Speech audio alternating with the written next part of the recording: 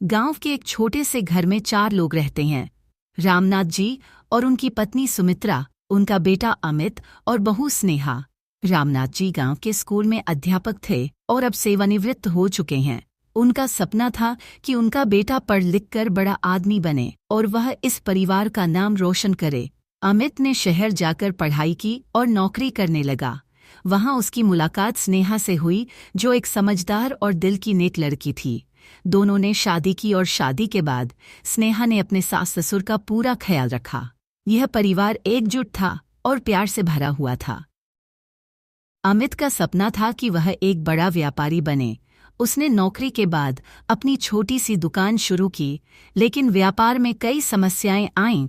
दुकान की आय इतनी नहीं थी कि घर की सारी ज़रूरतें पूरी हो सकें। लेकिन सुमित्रा जी और रामनाथ जी ने उसे हमेशा प्रोत्साहित किया।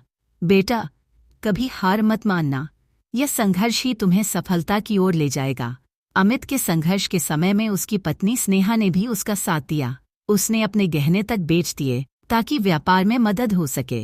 उसने कभी शिकायत नहीं की, बल्कि हर दिन उसे नई उम्मीद के साथ उठाती और कहती, हम सब तुम्हारे साथ हैं। समय बीतता गया और आखिरकार अमित का व्यापार सफल होने लगा। लेकिन इसी बीच रामनाथ जी की तबीयत खराब हो गई। परिवार ने सब कुछ छोड़कर उनकी सेवा की।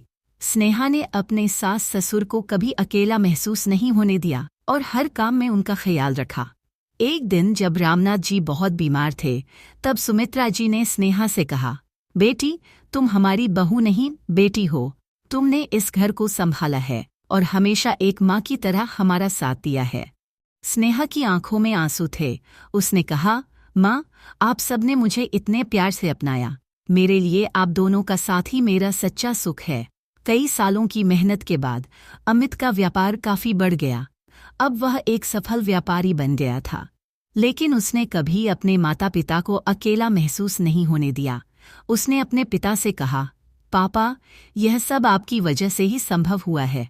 अगर आपने मुझे इतना प्रेरित न किया होता तो शायद मैं कभी यह मुकाम हासिल नहीं कर पाता। रामनाथ जी के चेहरे पर गर्व था। उन्होंने अमित के कंधे पर हाथ रखते हुए कहा, बेटा, इस दुनिया में सबसे बड़ी दौलत है अपने परिवार का साथ और प्यार। तुमने यह सीख लिया है तो समझो कि तुम सच्चे मायने में सफल हो। अमित और स्नेहा के जीवन में एक नन्ही बेटी का जन्म हुआ। परिवार की खुशियां जैसे दोगुनी हो गईं। रामनाथ जी और सुमित्रा जी अपनी पोती के साथ खेलते और उसे नई नई कहानियां सुनाते। यह परिवार अब और भी ज्यादा मजबूत हो गया था, क्योंकि हर सदस्य एक दूसरे की ताकत बन चुका था।